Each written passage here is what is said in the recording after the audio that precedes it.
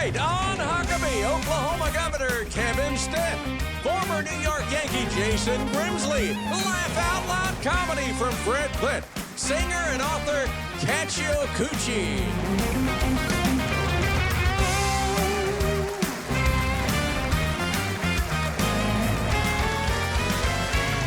That's Trey Corley of the Music City Connection. And I'm your announcer, Keith Bilbrey. And now, here's Mike Huckabee!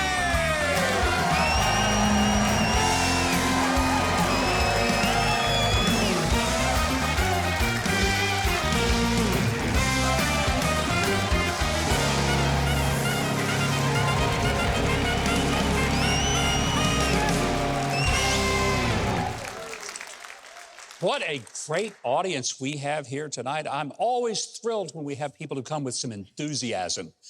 I like to say, you know, sometimes you have an Episcopalian crowd. And sometimes you got a Pentecostal crowd that like to make some noise. I like the Pentecostal crowds. I don't care where they go to church. And sometimes the Episcopalians can be loud and the Pentecostals can be quiet. I don't know. You know, there's an old saying that just because you eat your soup louder than others doesn't mean it tastes better. But if you're doing a show, you kind of like people to slurp it up and have fun. So I like this crowd we got here tonight.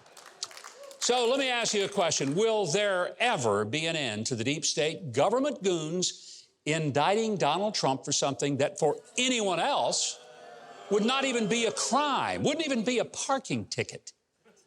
You know, one would think that the lesson would begin to dawn on the corrupt officials who have abused their power to focus on destroying a former and perhaps future president. Kind of like the Roadrunner always being targeted by Wile E. Coyote. Donald Trump not only survives the bombs and the bullets from the Acme munitions box, but with each indictment or baseless attack, his approval numbers and his support goes up. At the rate it's going, I mean, folks, at the rate it's going, Trump is going to be at 90% support for the GOP presidential race soon because of this.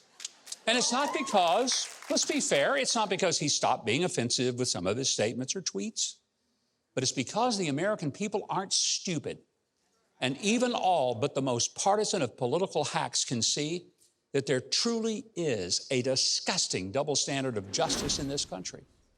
One that applies to Donald Trump or anyone who supports him, or the conservative, pro-life, pro-Israel, or America First agenda. And then a completely different standard that's applied to Joe Biden, Hillary Clinton, Hunter Biden, the leadership of the FBI or the Department of Justice, or to Democrats in Congress.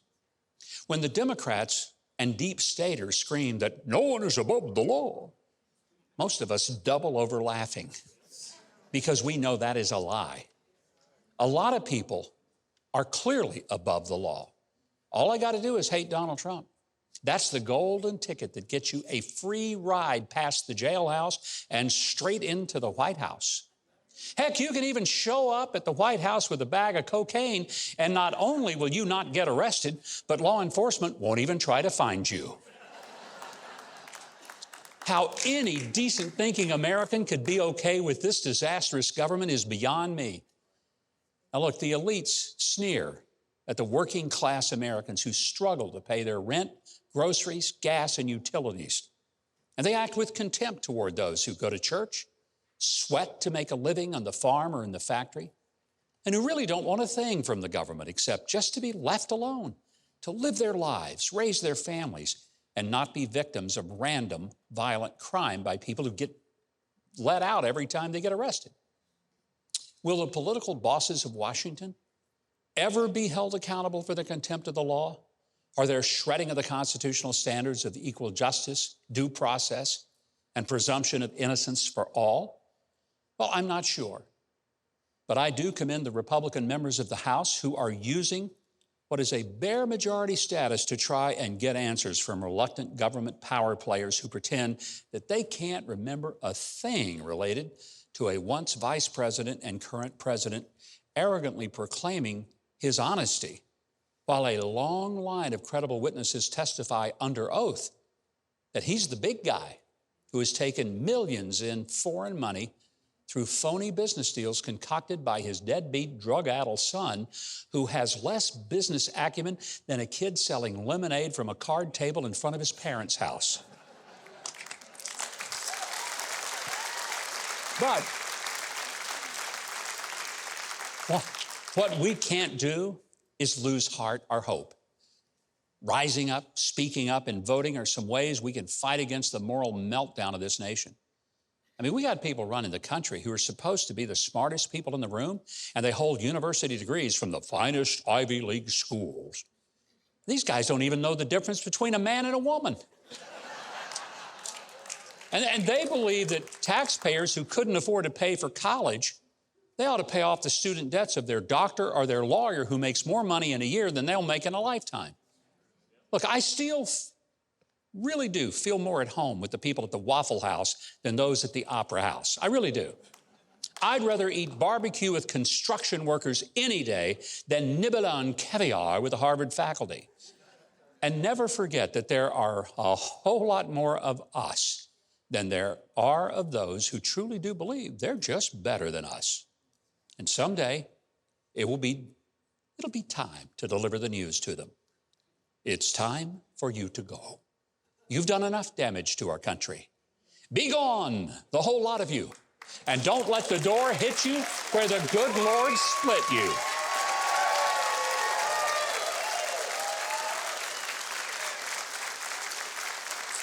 Kevin Stitt serves 4 million citizens as the 28th governor of the great state of Oklahoma.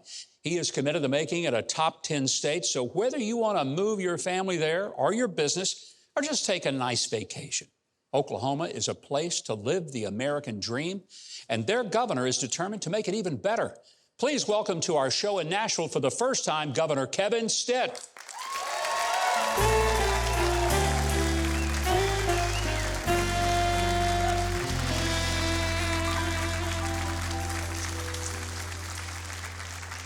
Governor, great to have you here. And, you know, you've got some stuff going on in Oklahoma.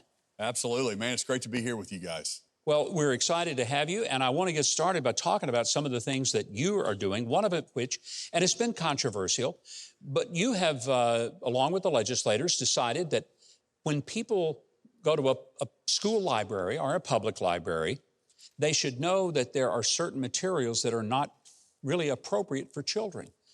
Now, nobody's saying you want to ban books, but that's what you get accused of. It's unbelievable to us. I mean, it's pretty common sense in Oklahoma that we're going to protect our kids. We're not banning books, but we're not going to over-sexualize. We're not going to allow pornography in schools. Overwhelmingly, Oklahomans support me on this issue. So we want to put parents back in charge in Oklahoma. And it's pretty common sense. And some of the stuff that we've seen in some of the elementary books in our libraries, it's just unbelievably disgusting. And why would any right-thinking citizen want children to see that kind of material? It is beyond me why we're getting any kind of pushback whatsoever. Again, I think it comes from, the George Soros. It comes from these groups out of New York, California. They're going to come in and sue and try to spin everybody up that we're trying to ban books. It's not true. We want to teach kids. We don't want to indoctrinate them, and we're not going to overly sexualize. We're not going to allow pornography, gender identity in our elementary schools. You've made a clear distinction that this is not about adults, this is about children. I am shocked at the pushback that comes as if you have gotten a can of gasoline, a book of matches, and you're going to go burn the library down because you don't want kids to be able to read a cartoon book. Yeah, it's just craziness. We got to get back to teaching our kids, again, like I said, not indoctrinating them. The other thing, one of my favorite bills I signed this year was the Save Women in Sports bill. And we basically are just going to say, thank you. I basically just said that we're not going to let a biological male compete in a girl's sport, okay? Pretty self-explanatory. And then the Washington Post interviewed me. They were like, Governor, you signed this controversial bill. And I was like, well, which one? And they were like, oh, this Save Women in Sport. I said, well, it's really not controversial in Oklahoma. I said, we know the difference between a boy and a girl. And how novel. And I'm telling you, these young ladies that compete in track at the University of Oklahoma or play volleyball, these 14-year-old girls just thanking me for giving them an ability to have a scholarship and a fair competition. And so it's really common sense. And then I had to ban transgender surgeries, permanent transgender surgeries for minors, okay, in the state of Oklahoma. And that shouldn't be controversial. You're protecting a child. And like you said, if somebody wants to have an elective surgery, they can do that after they're an adult. I'm not going to use taxpayer dollars to do it, but they can go do that. Sure. But we have an obligation to protect our young people. And so, again, these are minors. They can't buy alcohol or cigarettes. And so we're not going to let them permanently alter and do permanent harm to themselves as minors in the state of Oklahoma. You also have sent some of your National Guard troops down to the border because, like every state, this is not just a border state issue. The 7 or 8 or however many million the number is now of people crossing without any screening. Did you get much criticism from people of Oklahoma because you sent some of your folks down there to help protect the border? You know, quite the opposite. I mean, we track our calls that come into the governor's office and really just tremendous support. Hey, thanks, Governor, for protecting us. We're a border state right above Texas. And so I've been to the border with all my fellow governor friends, and Abbott had us down there. You know, it is absolutely a travesty what the Biden administration is doing at our southern borders. We have an obligation to protect and know who's coming through our southern borders. The way it affects Oklahoma is all the fentanyl deaths. They've gone up 500% since I've taken office. 500%? Yes. The fentanyl deaths have gone up 500%. That's all coming from the southern border. And here's the deal. We need one policy change. Yeah. And it's simply the Remain in Mexico policy.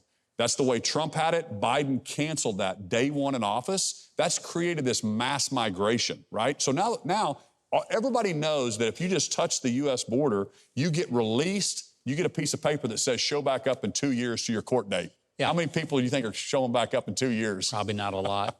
That's right. So we have to have the Remain in Mexico policy. We need immigration reform. We have a 12% Hispanic population in Oklahoma. They do an amazing job.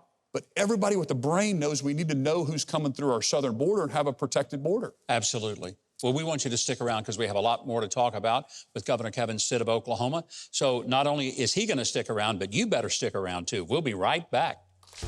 Still to come, the hilarious comedy of Fred Klett, and later the inspiring music of Kechi Okwuchi.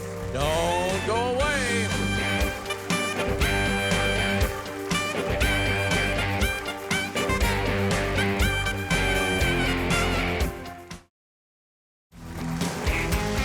Go to MikeHuckabee.com and sign up for his free newsletter and follow @GovMikeHuckabee on Twitter.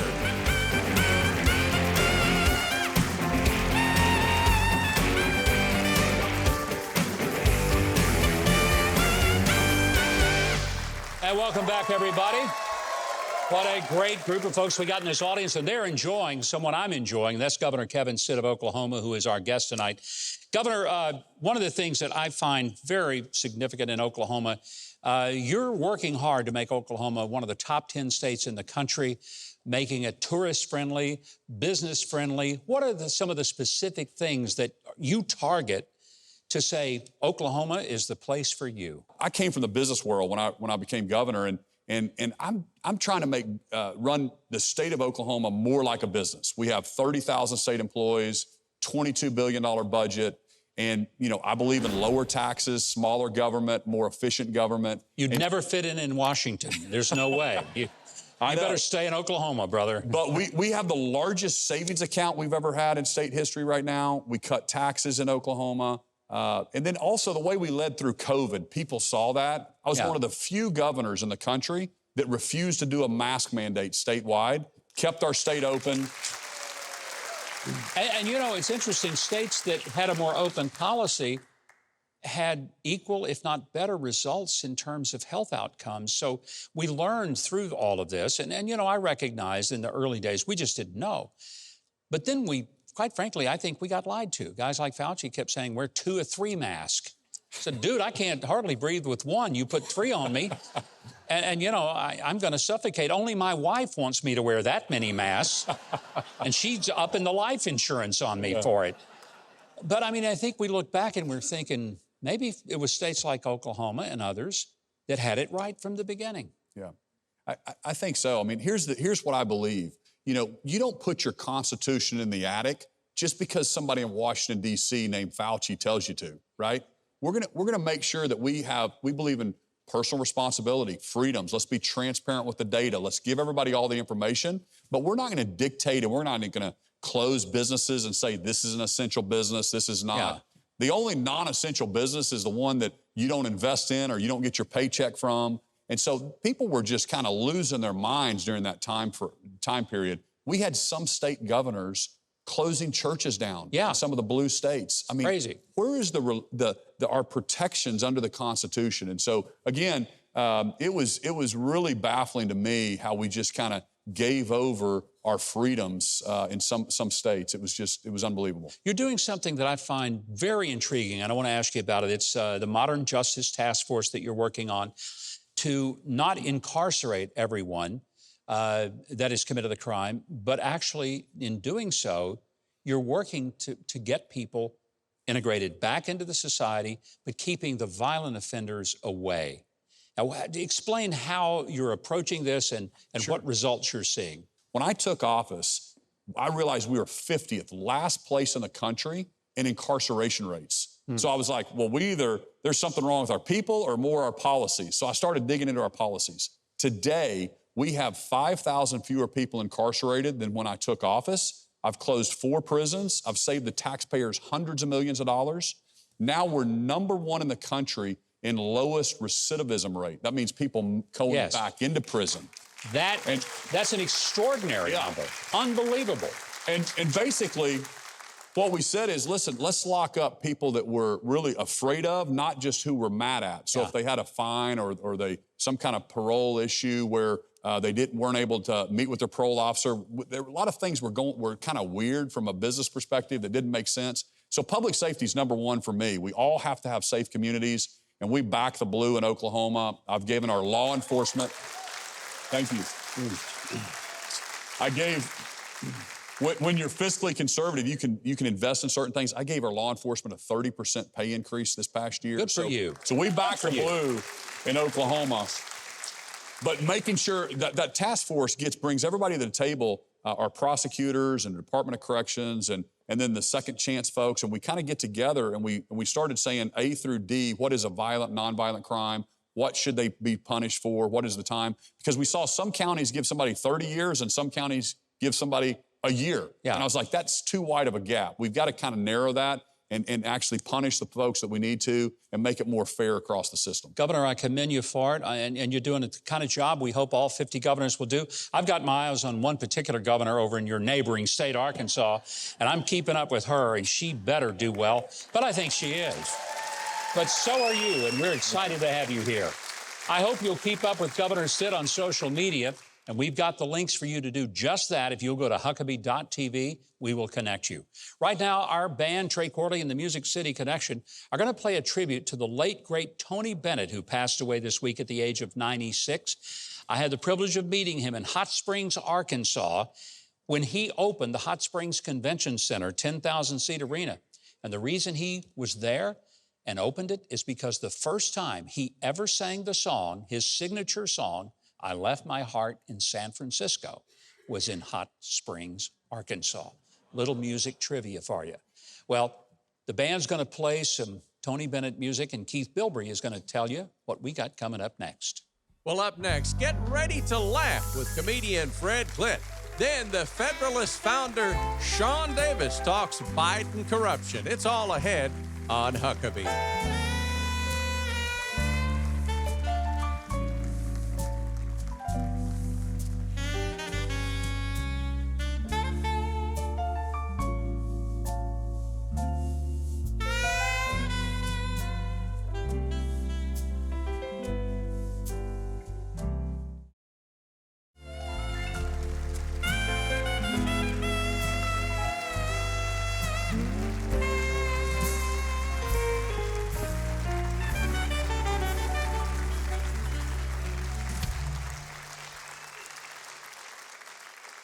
Well, the band is just on fire tonight. I'm so glad they did that tribute to Tony Bennett. Give the band, Trey Corley, the Music City Connection, a great hand.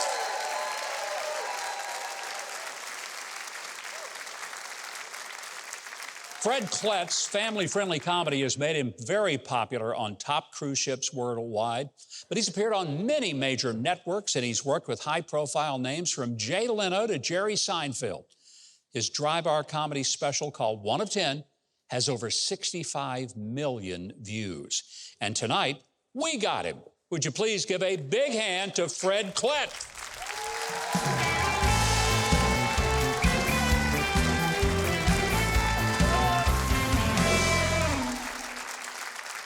Thank you. Thank you. Thank you, thank you, thank you. Please stop. Hey, I just got to tell you this. My wife and I were married for 2 months when we decided we were going to have children because she was pregnant. We've got 3 sons. They're grown up now. They're out of the house, but we love it when they stay in touch. One of the best things that we ever did was we let them piggy bank on us with the streaming services. Father's Day, 5 p.m., I haven't heard from any of my sons. I changed the password to Netflix. Within an hour, I hear from all 3.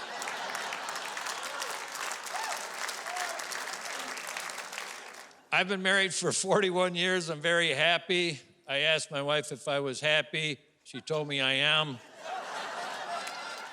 And that's good enough for me. But I got married, our relationship changed immediately, not gradually, but immediately. My wife started to share knowledge with me, knowledge I had no idea she had before we got married. Tremendous amounts of knowledge she must have stored throughout the years, waiting to share with her future husband, not all at one time, just bits and pieces here and there on an ongoing basis. And at one time I thought it would end, now I know it never will.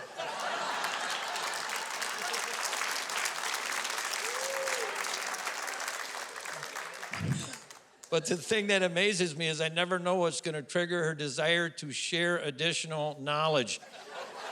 There are days when I'm going to walk through a room and I see my wife and I just do a little U-turn and go the other way.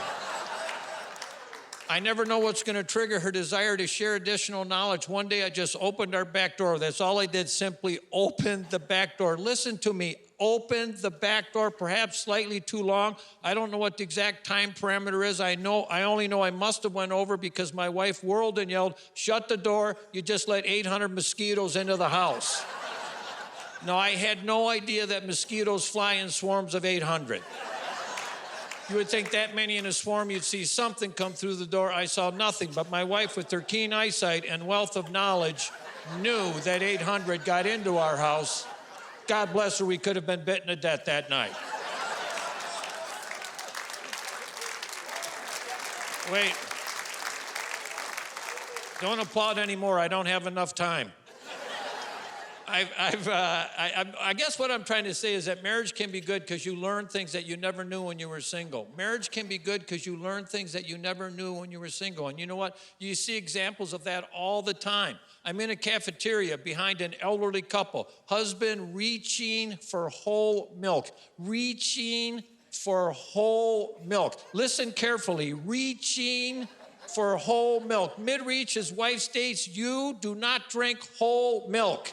He didn't stop, he did not turn to reply, just veered off, went straight to the skim milk. Now, I watched this and I thought how lucky that man was to have found that woman. How many years did he drink the wrong milk? You learn things when you get married you didn't know when you were single. For instance, now that I'm married, I know when it's time to leave a party. I never used to know. When I was single, I would do really stupid things like stay until I quit having fun. Never realizing I should have left hours ago simply because it was time. How come you're leaving the party, man? It's time, pal, and you should get married so you'd know too. You learn things when you get married you never knew when you were single. For instance, now that I'm married, I realize that I never knew how to get dressed. You ever get dressed up to go out with your wife? You come out of the bedroom and she just looks at you and says, "No. No, you go back now. I will help you." You learn things when you get married that you never knew when you were single. For instance, now that you know what? You see it around us all the time. At the hotel I'm staying in, I'm walking down the hallway behind what had to be a husband and wife. He said, I'm hungry. She said, no, you're not. He walked by me, looked up at me as if to say, guess I'm not hungry. Sure thought I was hungry. Sometimes I get a pain in my stomach like I'm hungry.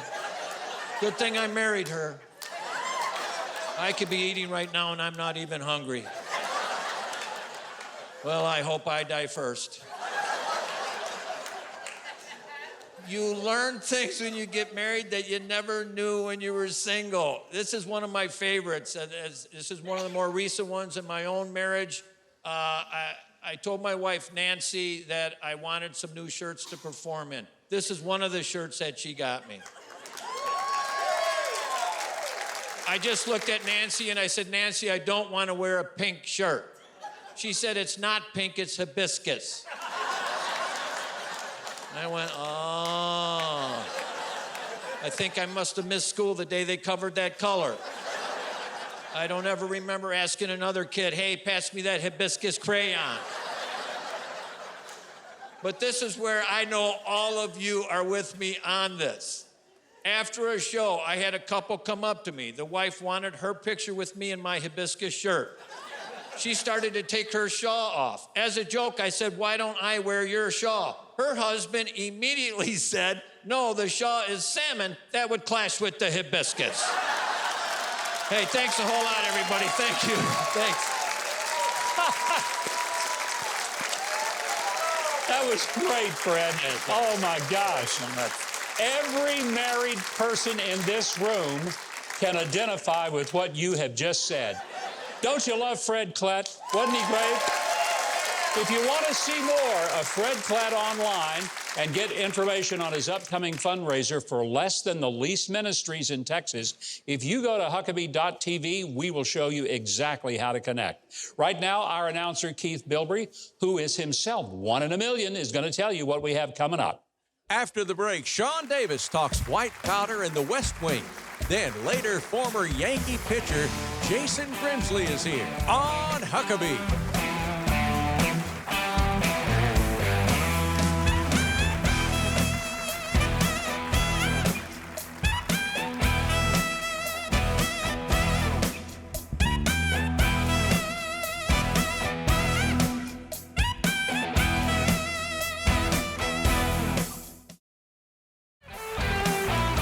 Huckabee.tv and get your very own made in the USA Huckabee mugs, t-shirts, and more.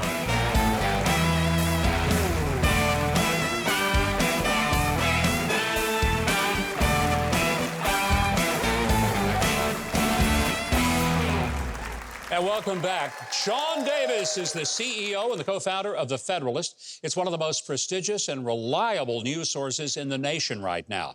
He says, hey, we're all living through the biggest political scandal in American history. The DOJ and the FBI are covering up the Biden family's conspiracy to sell influence, launder money, and evade taxes. Sean says everyone involved in both the crimes and the cover-up ought to be in prison. Please welcome back to the show one of our favorites, Sean Davis. Sean, good to have you back. Good to be back. Thank you for having me. There was a, the word bombshell kind of becomes overused and we get immune to it, but there really was one this week when Charles Grassley, senior senator from Iowa, released an FBI report from a confidential human source that laid out in very specific terms that Hunter Biden and Joe Biden each got $5 million from Ukraine business interests related to Burisma, basically to keep the Ukrainian officials from investigating. How big a deal was that? It's a pretty big deal, and especially if you look at what they tried to go after Trump for. They tried to say he had done Russian collusion, of which there was no evidence, based on thin nonsense from a Clinton campaign paid hack.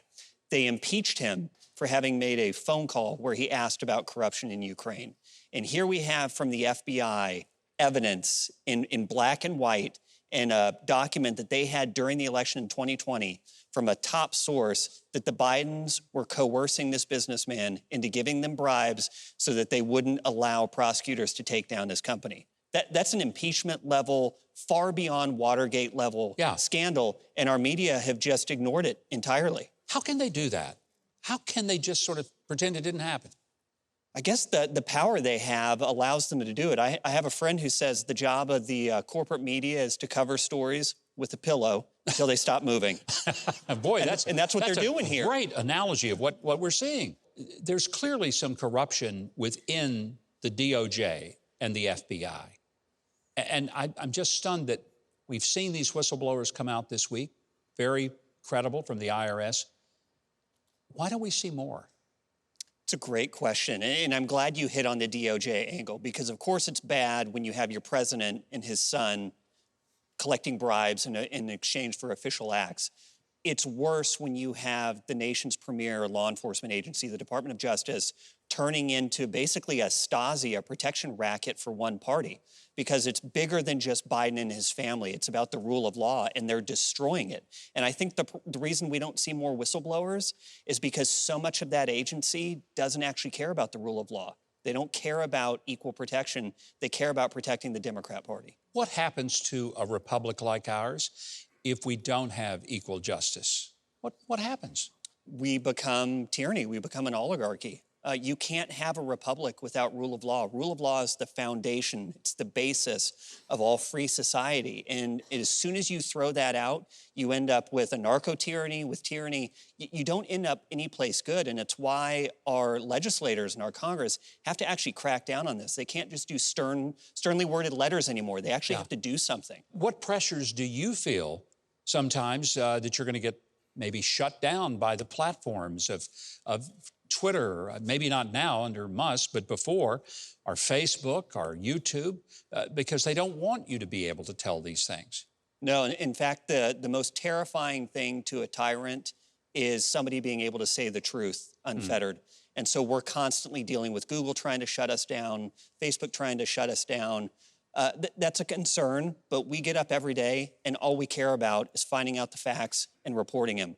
And when you don't care what other people in the media are going to say about you, when you don't care what Democrats are going to say about you, you only care about reporting the truth, it's the most liberating thing you can ever do. Do you think it's possible that cocaine could be found in the White House and all of the law enforcement officials are unable to determine how it ever got there? The most secure single building in the entire world. It's amazing. You almost have to give them credit for it. And I heard a story, I don't know if it's true, that they were looking at the cocaine baggie and they tried to do handwriting analysis on it because there is scrawled in marker, Hunter Biden's coke, don't snort.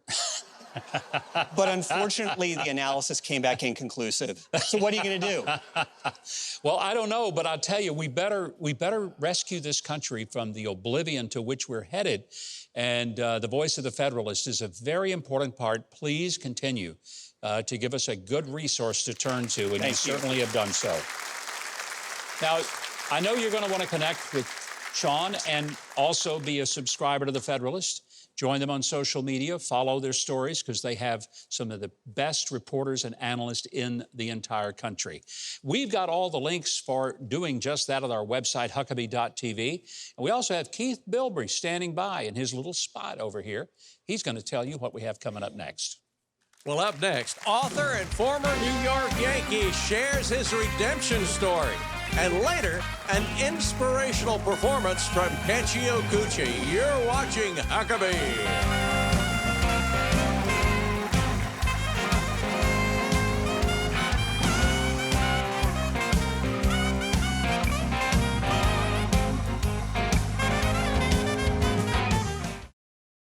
Samaritan's Purse volunteers are on the ground offering immediate relief for those who have been devastated by the flooding in the Northeast.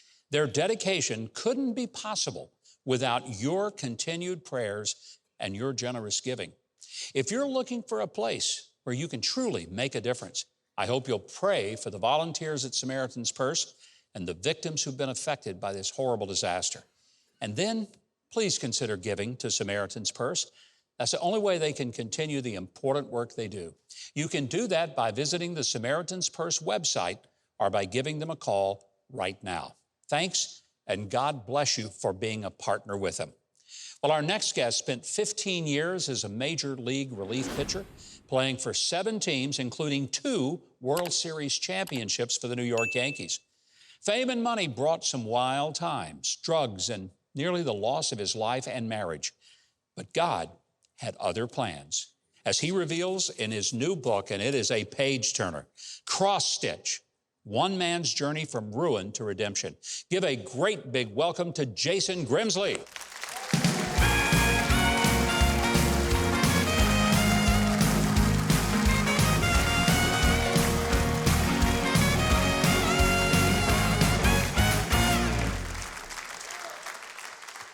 I was just captivated by your book. It was a phenomenal read, and it's not a sweet story of a guy who played baseball and got a few things wrong and then got it all fixed. I mean, it's a tough story. Oh, I'm still not fixed. You can ask my wife about that. Well, I actually did, and you know, I told her before the show. I said, "You're the hero of this book." Oh, definitely. She's the one that led me to faith. She dragged me to church when I didn't want to go, when I wasn't a Christian. But I'd go just to placate her. And, you know, got a whole lot smarter when I got married. I didn't know that. Didn't we all? Yes, we did.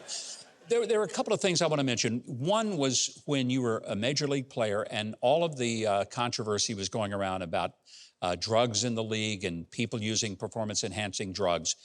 You had an encounter with the FBI. They came, they grilled you, they wanted you to put the finger on other players, they wanted you to rat on other players, and you told them you didn't have anything. They were threatening to destroy your family, destroy your home, rip it apart.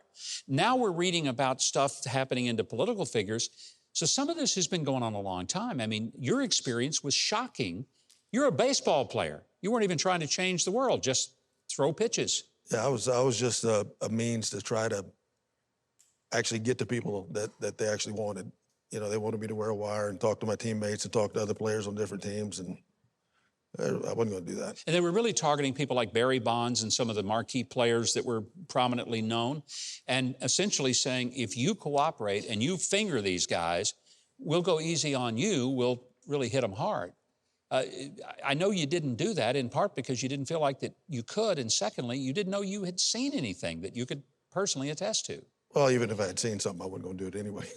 Yeah, I mean, but they squeezed you hard in that. They did. And for about 20, 25 days, I got a call every day from them telling me they were going to basically arrest me or expose me. And I finally had enough and said, all right, just do what you got to do. You have one or two things. You can take my job or put me in jail. I'm going to take one of them off the table, so you only have one option. I quit. You were ready to take your own life. Mm-hmm.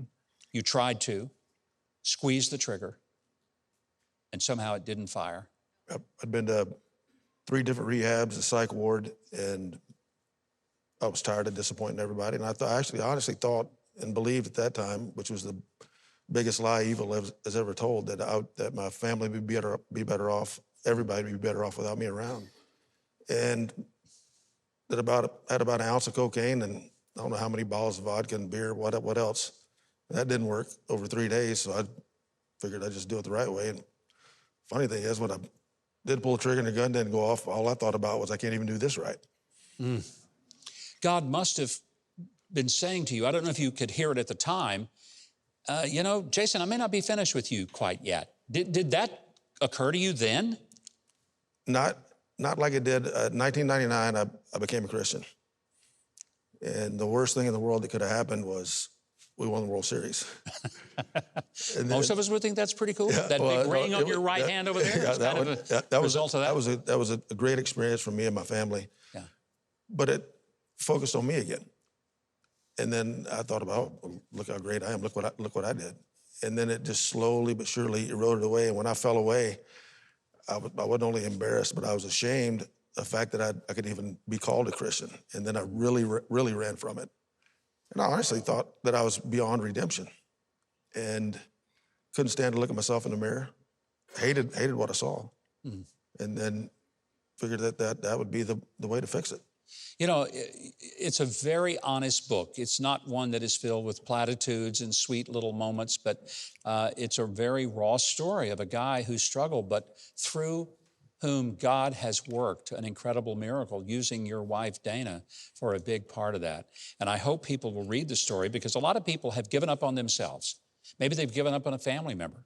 And reading your story is a great reminder that even if we give up on ourselves, God doesn't give up on us. No doubt. Which is a great, great story. No doubt. Yep. This is the book, Jason Grimsley's Cross Stitch, a must-read, and it's available right now. If you go to Huckabee.tv to order it online, we'll show you how to do that and how to keep up with this amazing man with a story that is worth hearing. Speaking of stepping up to the mound, Keith Bilbrey is warming up out in the bullpen. We're going to bring him out on the field, and he's going to pitch to us what's coming up next. Well, stay right where you are. A stunning performance by Kechi Okwuchi is right after the break.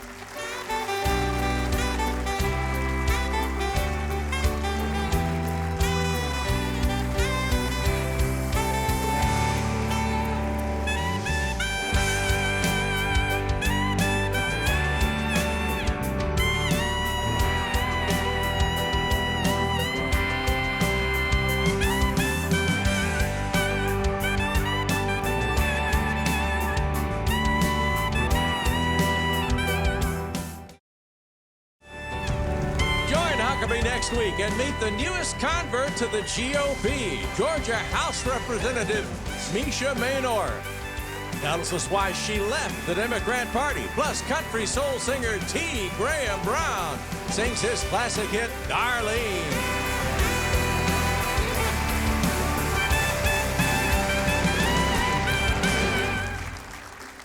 Welcome back. Kechi Okwuchi was one of only 2 survivors of a major plane crash in her native Nigeria. 110 people didn't make it. She and one other were the only survivors. But she didn't let extensive burns and problems with over 100 operations stop her from pursuing her dreams, which included earning an MBA and a triumphant appearance on America's Got Talent. She recently released her first album and an inspiring memoir called More Than My Scars. Please welcome back to the show, Kechi Okwuchi. Kechi, great having you here. Thank you so much. Welcome back. Oh, happy to be back. You have been a busy young lady since you were with us before. Yeah, I've been busy. I've been going around a lot, yeah, for sure. Are you mostly doing concert work and singing, or? Yeah, so it's a lot of singing, a lot of performing, and a lot of speaking as well, a lot of speaking. Are people just blown away by your story? Because, I mean, when I first heard it, you were with us before. Yeah. I mean, it's a remarkable miracle that you survived that plane crash. Yeah, it is, yeah. People are definitely very inspired by it. I try my best to talk about it as honestly as possible so people can see through my life that there is indeed life after trauma, and that life can be pretty amazing. So that's usually the message I try to put out there, and so far, you know, it's been received pretty well, I would say. Have you ever had contact with the other person who survived that crash? Oh, yes. She's a very good friend of mine right now. Yeah, Really? I didn't know her prior, but Yeah. now we talk pretty often. She's still in Nigeria. She has a family now, kids and everything. But yeah, we stay in touch pretty frequently. And how long after that before you could get on an airplane and go somewhere? Matter of fact, I went on a plane almost like a few months right after it happened, but I was not very aware of that particular trip because I was mostly passed out for it, you know, but I had to leave Nigeria where the accident happened to be treated at a place that had the hospital care, medical care, you know, and so I had to get on a plane almost like immediately, honestly, which is, I guess, ironic, but yeah, I've been flying ever since, honestly. Because, I mean, obviously to do your career, to go sing and to do all these speaking engagements all over the world, you have to fly. Exactly. Are you nervous? In the beginning, first few years, I used to have this like reaction, like reflex reaction to like when the plane's about to maybe like touch down on the ground, and I couldn't control it. But it was just a few seconds of nerves, so it wasn't enough to stop me from actually traveling. I felt like it was just a small little issue. And as time passed, it stopped being an issue. So I travel pretty normally now with no issues, so I thank God for that. You know, I know people that have never been in the plane crash, And they're scared to death to get on an airplane every time they get on. And that's just because they don't want to go through the TSA hustle. Oh, I see. They don't even care about the flying. They just don't want to have somebody put their hands all over them. I can't blame them. Yeah, it's definitely invasive. I'm not going to lie. When your book came out, you were able to tell your story in a way that you had not been able to before. Correct. I'm sure it's having an impact on a lot of people who look at their own lives and say, you know, I've had some problems, but I've never been through something that like Kechi's been through. True. You have that when people come up to you after you've spoken? Yes, all the time, all the time. People always feel like if it were them in that situation, they would react differently, they would take it in differently. But you know, you never really know until you're in the situation how you can handle it, I always say. So who's to say how they would handle it, you know? I'm just grateful that I had the kind of support system that I had, because they're a big reason why I was able to come through what happened the way that I did, you know, so. Well, I'm glad you did, Kechi, because it's a wonderful story. You have a magnificent voice that was not impacted by the airplane crash. Yes. And we're just excited that you're back and you're going to sing for us. Yes, I am. I'm very excited. We are too. All right, Keith, tell the viewers at home how they can learn more about Kechi and her inspirational music and performances. Now, to follow Kechi on social media and to get her debut album and her inspiring new book, just go to Huckabee.tv. Now, performing Since You Came Along with Trey Corley of the Music City Connection and Mike on bass, here's Kechi Okwuchi.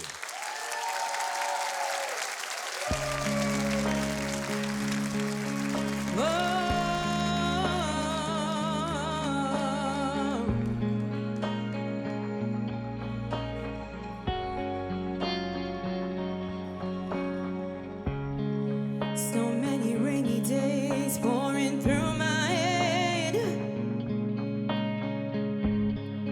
The forecast doesn't seem to be changing. Misery always seems to find me. Happiness routinely keeps me waiting, but now that I met you, it turned me around. I was lost and lonely, but now I am found. Now that I found you, since you came along, I can feel my heart grow stronger. Life is brighter, I can smile, 'cause my fears have disappeared. Loving is what you do best. I plan to love you for the rest. Life is better, I've grown strong. All is right that once was wrong. Since you came along, yeah.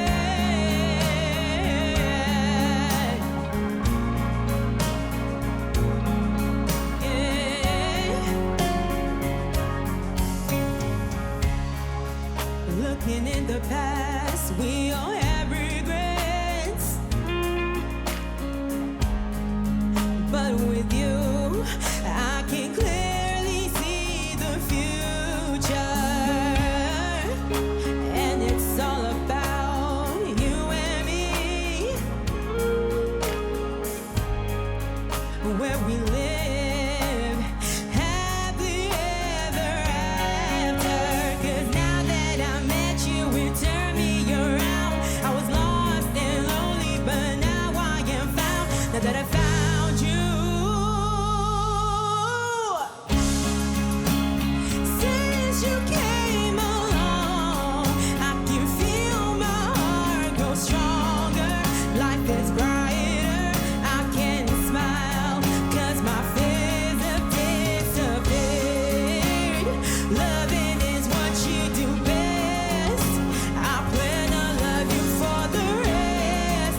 Life is better, I've grown strong. All is right that once was wrong. Since you came along,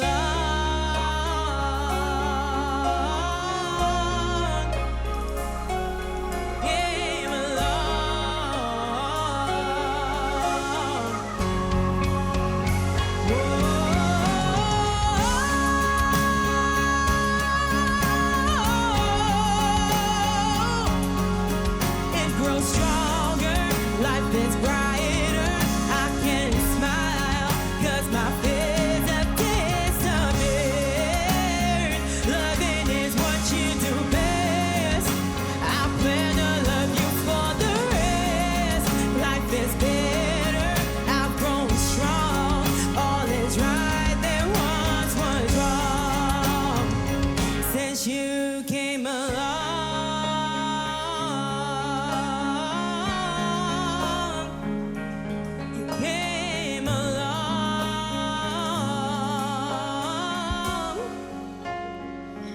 since you came along.